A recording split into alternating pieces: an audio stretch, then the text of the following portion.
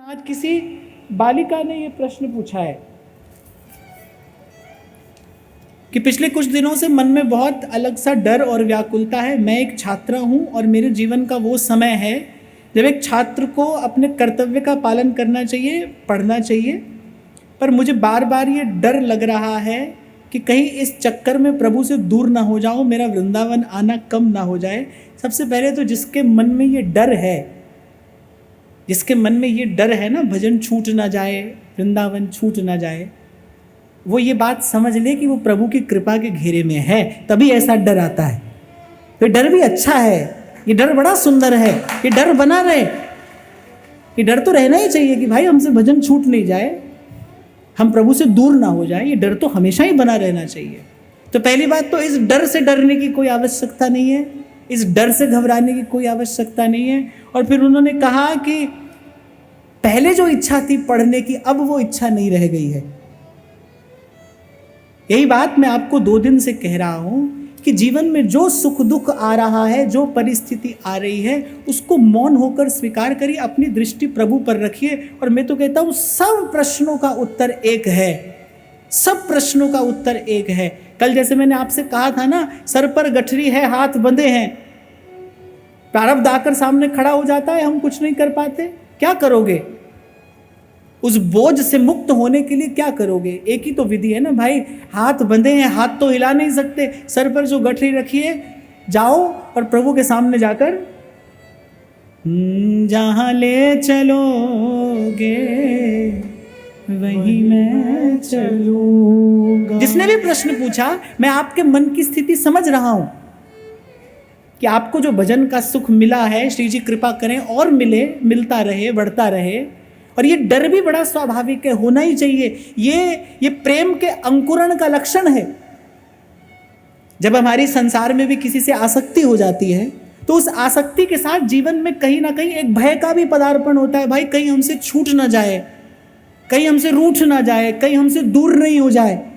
तो यदि आपको ये लग रहा है कि भाई भजन ना छूट जाए, वृंदावन ना छूट जाए, ये तो भजन और वृंदावन के प्रति प्रेम का अंकुरण है ना, इसके लिए तो मैं आपको बधाई देता हूँ। इसलिए इस डर से डरना नहीं, और प्रभु के चरणों पर दृष्टि रख कर सदा अपने मन में इस बात का दृढ़ विश्वास रखना कि प्रभु सदा अंग संग हैं, रक्षक हैं, सहाई हैं। और मैं तो हमेशा एक बात आप सबको कहता आया हूँ, कोई यहाँ तक भी तो लाया है ना।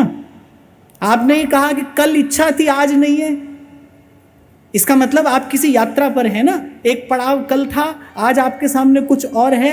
कोई आपको यहाँ तक भी तो लाया है ना, जो यहाँ तक लाया है वो आगे भी लेकर जाएगा, बीच में नहीं छोड़ेगा। इसलिए बिल्कुल डरना नहीं, घबराना नहीं, भजन करते रहना, वृंदावन का स्मरण करते रहना। और एक और बात, प्रभु के भक्त के जीवन में अगर कोई प्रतिकूलता आती भी है, आती है, भक्त के जीवन में अगर कोई प्रतिकूलता आती है, तो एक बात ध्यान रखना, वो उसके जीवन को सजाने, संवारने, निखारने के लिए आती है, उसका कोई और दूसरा कारण नहीं है। प्रभु का जीव कर्म के बंधन में नहीं होता।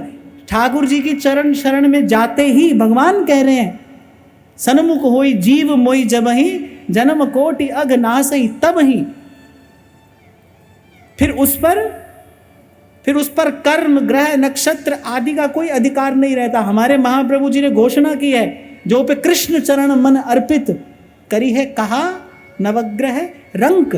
आपके जीवन में ऐसी परिस्थिति है, आप सब अवस्था के अलग अलग पड़ाव पर खड़े हैं। किसी के जीवन में कैसी परिस्थिति है, किसी के जीवन में कैसी परिस्थिति है। और भाई आज एक परिस्थिति अनुकूल हो जाए, कल दूसरी प्रतिकूल आ जाएगी। भजन के मार्ग पर तो प्रभु की ओर देखकर चलना है, विश्वास रखना है। भाई कोई हमें यहां तक भी लाया, कल जिस वस्तु को प्राप्त करने की इच्छा थी, आज उस वस्तु को प्राप्त करने की इच्छा नहीं है। यह आपकी आध्यात्मिक उन्नति का लक्षण है। और आपको नहीं लगता कि वस्तु नहीं बांधती, वस्तु की इच्छा बांधती है। यही बात तो आपसे कह रहा हूं मैं कि आपका किसी वस्तु पर अधिकार नहीं है, आपके पास कोई वस्तु नहीं है, इसका नाम वैराग्य नहीं है।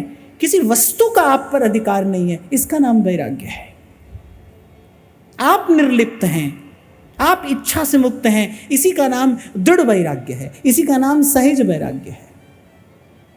तो सदा सतत निरंतर प्रभु के चरणों की ओर दृष्टि रखते हुए रट हरिवंश, जप हरिवंश, श्री हरिवंश सुनाम रे। और एक छोटी सी बात मैं और कह देना चाहता हूं, क्योंकि प्राय करके बहुत सारे जो युवा बालक हैं वो ये प्रश्न करते हैं।